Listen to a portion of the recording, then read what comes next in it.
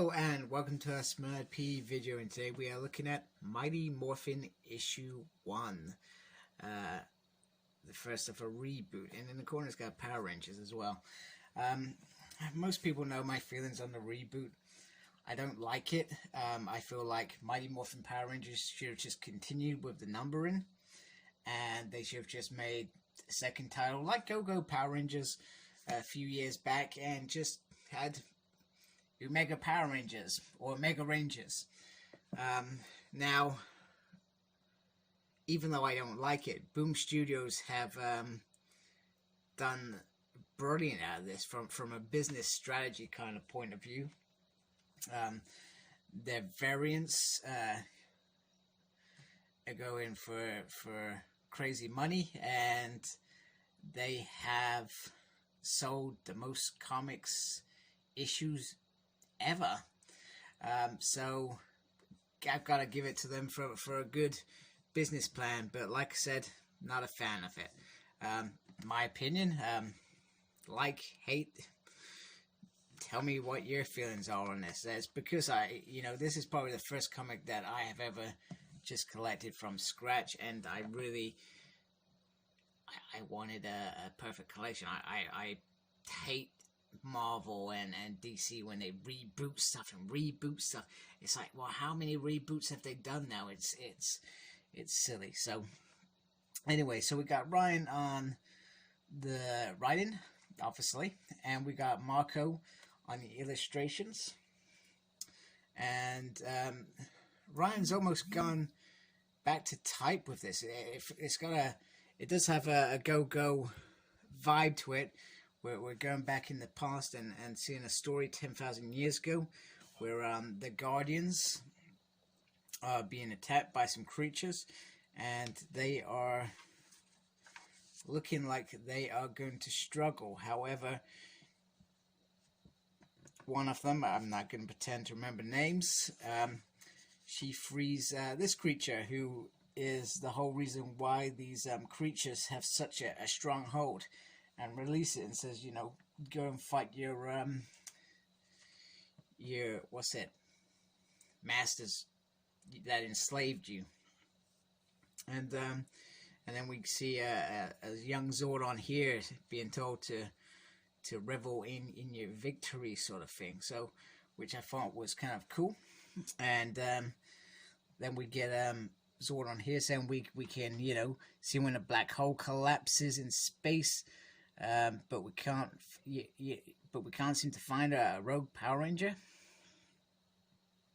And Billy and him have worked together all the way. So, and it appears that this Green Ranger is smarter than them.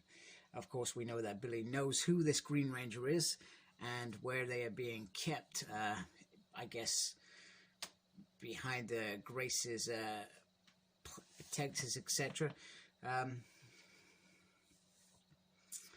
And Zordon is a little bit concerned about the rest, but Billy reassures him that they are doing fine. However, they are back on Earth freaking out about this Green Ranger, and Kimmy's like, oh, it's okay, we've come across Rangers before and it'd be fine. And then Aisha says, but when it comes to Green Rangers, we don't have much luck. No offense, Tommy. And he says, no, it was mind control. It's all cool. And so it could be anyone, and they're speculating. Rocky makes a joke about it being Ernie. Remember that episode where Ernie was a Power Ranger because he took a day off, but he wasn't really. Adam thinks it's Draco. I mean, it makes sense. The cameras went off, the power cord went missing, and blah blah blah blah blah. But we all know that Billy had a hand with that, helping Grace achieve that. And Adam's like, well, you know what? It could still be Dracon. Maybe he's messing with us. That sort of stuff. So, but Tommy's like, it's okay. Because when we see this Ranger next, we're going to ask him to join us. And hopefully he is. And we're all going to be best buddies and all that jazz. And Rocky just hopes it's Ernie.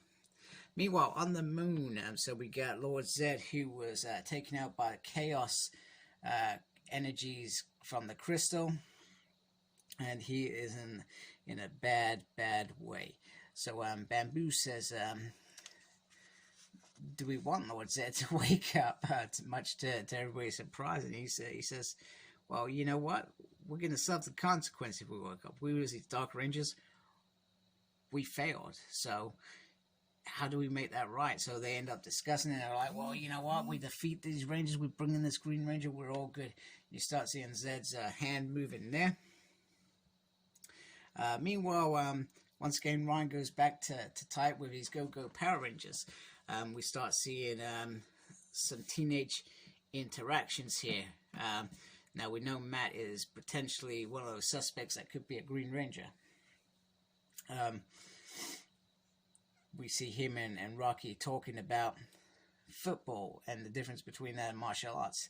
And it's a case of, in martial arts, they're more honest. In football, they set up a whole bunch of rules and, well, basically they beat the crap out of each other. At least in martial arts, we go in there as warriors and we come out as we were, sort of thing. One's probably a victor and one's probably not. So Tommy rocks up and it's a little bit awkward. They haven't officially met, so Matt kind of actually tries to introduce himself to Tommy. He's like, I know who you are. I'll be waiting over there, Rocky. Rocky's unsure what's going on, so, well, Matt tells him, I used to date Kimberly. That's probably why he's a bit peeved at me. Meanwhile, we get the trio here, and I'll be honest, I thought that Brian inserted this lady, who I cannot remember her name, into here to be Spike's dad. The unexplained birth of a kid when Skull was probably a kid himself when he had him. I thought that was what that's all about. Makes sense. Clears Ryan has another alternative for her, which we'll get to towards the end. Anyway, they're all talking about this music thing and Bulk's like, oh, being Bulk, and we end up with a upset Skull's girlfriend, because I can't remember her name, and she storms off, and Skull says to Bulk, which Gray stands up to his friend and says, you know what? If you want to keep hanging around me, you gotta start treating my girlfriend a little bit better. Meanwhile, we get Aisha and Kimberly, and Aisha points out about Billy and how he's been behaving a bit weird, and he had access to the Dragon Coin. He's been a bit obsessed with bringing a Green Ranger since he mentioned it, and do we not think that's odd? And Kimberly just said, I trust Billy. You know, he gets a little bit obsessive, but there's nothing. We get this really cool moment here between Zordon and Billy, and it almost humanizes Zordon, because we hear about him as perhaps a teenager, etc., where he used to climb this tree, and which was full of spikes, but it didn't matter because they had the best weird fruit, whatever it is, from his planet on there, and he just, you know, it was worth it. And Billy says, do you miss it? He says, every day. Because he would. Think how long he hasn't been human. That must be damn hard, not being able to touch, feel, and you're just a floaty head trying to protect the universe, and you gotta rely on others to do that. That must be hard, and sometimes we as fans, we overlook Zordon's suffering. He must suffer constantly, every day. Some wisecracks about buildings going up, because if you're not down in next week, and we get Pandaruma blah there. And so Zordon calls, guys, it's morphin time. And we get this really nice morphin sequence here, which I enjoy.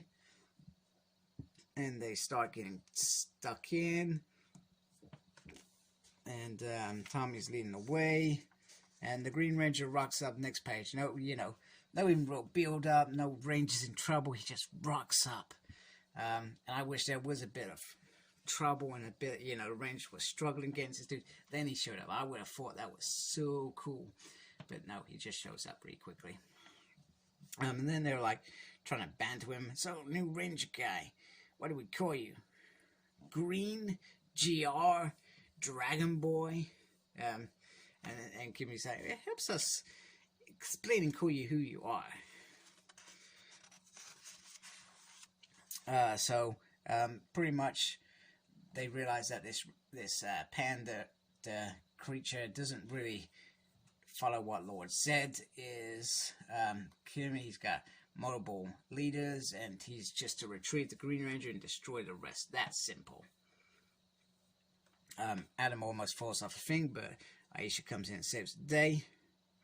And the creature almost gets the best of Tommy. He says Goldo will be very happy to get Saba back as well.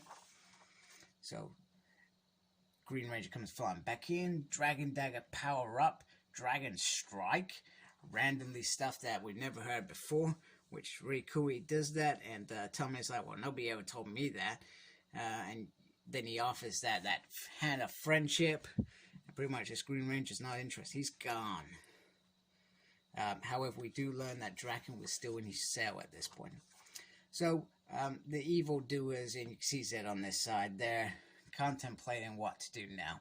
And Bamboo says, I do have a potion, but it involves one of us sacrificing ourselves. However, it doesn't matter, because Zed is back, and he has a new lease of life with this awesome green kind of veins going through his body.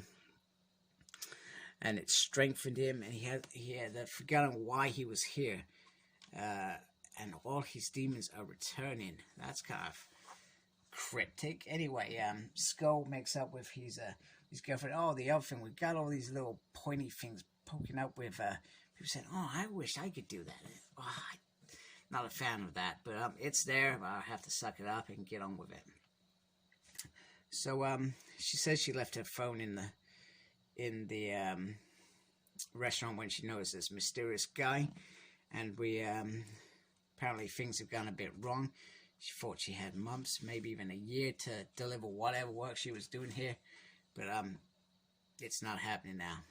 And she understands Elta must be protected. So this is remember there's a big war, and by Turbo, Sword actually goes back home. So I'm not sure. I'm only debating that it's that, but she's from Zordon's world. Now she's Zordon's kid. That would be pretty damn cool. I hope she still has Spike. I still hope she has Skull's baby, because that would be even cooler. You know, Spike being an alien baby, that would just be wicked. I would love that. So an interesting first issue, giving us a few crumbs to think about what the overall arc is. Free cryptic message from Zed. We got this Green Ranger's identity, and we got this new Elta babe, as I'm calling her, because I cannot remember her name. But interesting first issue, and I'm certainly looking forward to getting Power Rangers, see what the Mega Rangers are up to. So tell me whether you're happy that they've had a reboot, whether you like the series, whether you're just into the series because it feels new and fresh and you didn't want to go back and read 55 issues. Take time to like and comment, and please subscribe to my channel. I really appreciate that. And follow me on Facebook. My page is SmurfP. Follow me on Twitter at SmurfP. No idea what I'm doing there. And Cyclops Smurd on Instagram. Take care. Embrace the geekiness. Goodbye.